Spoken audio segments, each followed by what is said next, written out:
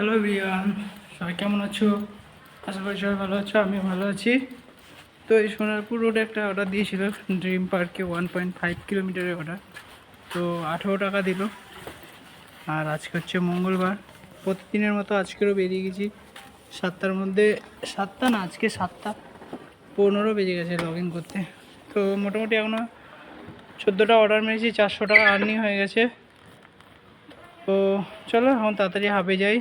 অর্ডারটা একটু কম আছে, তবুও গেলে মোটামুটি স্ক্যান করলে 2 মিনিট কি 3 মিনিট বসার পর অর্ডার দিয়ে দিচ্ছে।